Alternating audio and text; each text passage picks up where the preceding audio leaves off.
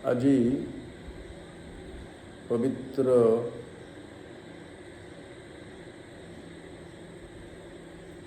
गोस्वामी तुलसीदास जी महाराज जयंती।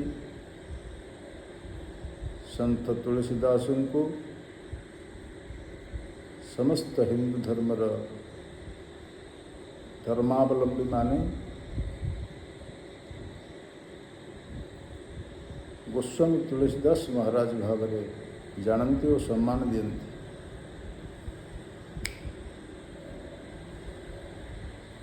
ठीक अच्छे तांकर विरचित हिंदी भाषा रे श्री रामचरितमानस एक आध्यात्मिक ग्रंथ।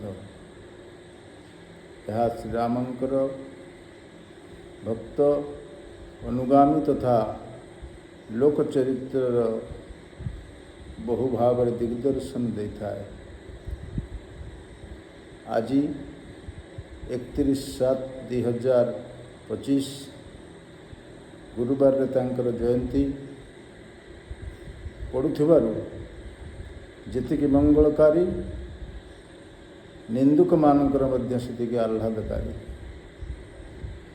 श्री रामचरितमानसर मंगलारोपण रे से जहाँ वर्णना करी नमस्कार छल कही ता हेउछि वर्णानां अर्थसंघानां रसानां छन्दसामपि मंगलानां च कर्तारो वन्दे वाणी विनायको वन्दे वाणी विनायको।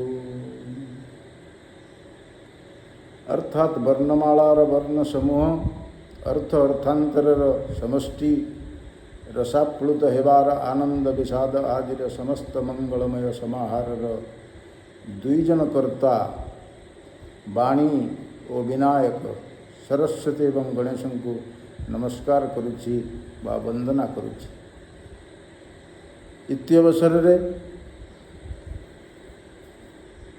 द्वितीय श्लोक से कहउचंती भवानी शंकरो वंदे श्रद्धा विश्वासरूपिणो जभ्यां विना न पश्यन्ति सिद्धा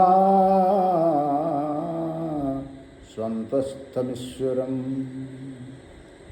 वंदे बोधमयं नित्यं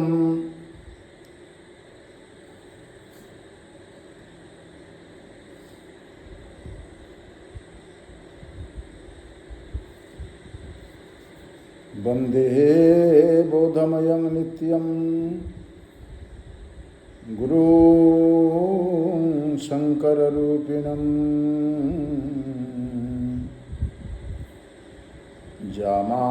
जमाश्रितो हि वक्रोऽपि चंद्र सर्वत्र वन्द्यते सीतारामगुणग्राम पुण्यारण्य विहारिणो वन्दे विशुद्धविज्ञानो कवीश्वर कपीश्वरो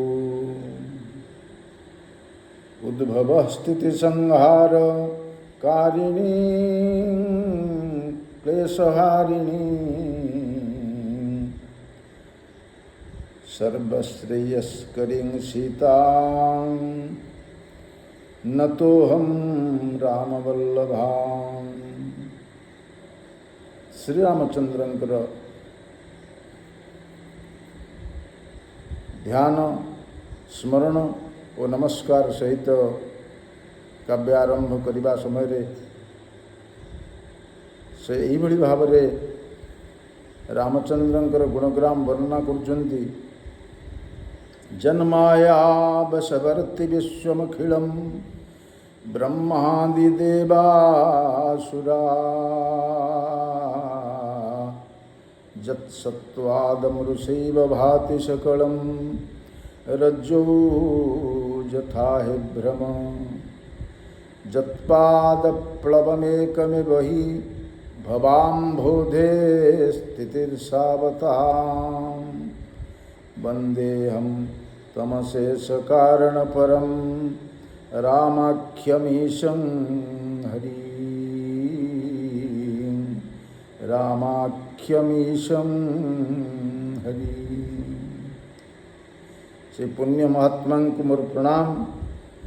इत्यवसर रे एक प्रसंगर आलोचना करने को जीवा।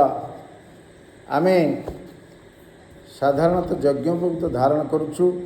यज्ञोपवीत को आम पैता बोली जानू। आम पैता कहीं पकाउछे बा पैता पकईवा कहीं कथित अच्छी व्रतेन दीक्षामाप्नोति दीक्षयाप्नोति दक्षिणा दक्षिणा श्रद्धामाप्नोति श्रद्धया सत्यमाप्यते। व्रत द्वारा दीक्षा ग्रहण करा जाए। दीक्षा द्वारा दक्षिणा प्राप्त योग्यता से दक्षिणा द्वारा श्रद्धा और श्रद्धा द्वारा सत्य प्राप्ति होता है।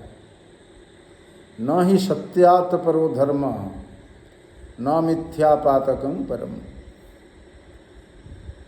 सत्य प्राप्ति पाई ये जो उपनयन संस्कार विहित उपवित उत्तरीय धारण करिबा यह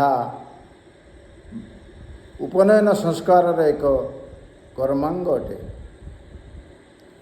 ब्रह्म विद्या ग्रहण करिबा पूर्वरु बा सावित्री प्रदान पूर्वरु योग्यता सिद्धि करिबा पाई यह को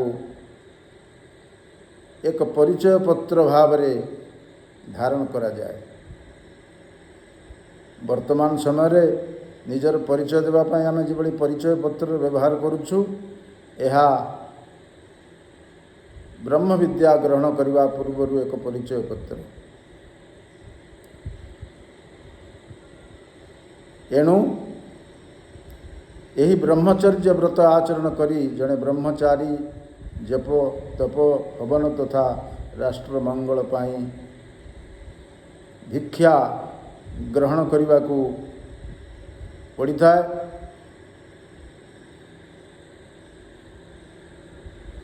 आजिर ब्रह्मचारी माने गृह संसार रे प्रवेश कला परे समावर्तन कर्म परे जेतेबेले गृही हुंती गृहस्थाश्रम रे प्रवेश करी यज्ञोपवीतर बा पैतार महत्व पूर्ण मात्रा रे रखिबा प्राय संभवपर हेउनाही। ताहा क्रमे तार नीति नियम अवलुप्त हो जाउछि। यह केवल श्रद्धा और विश्वास रूपक धारण करा जाइछि ताहा समस्तंकर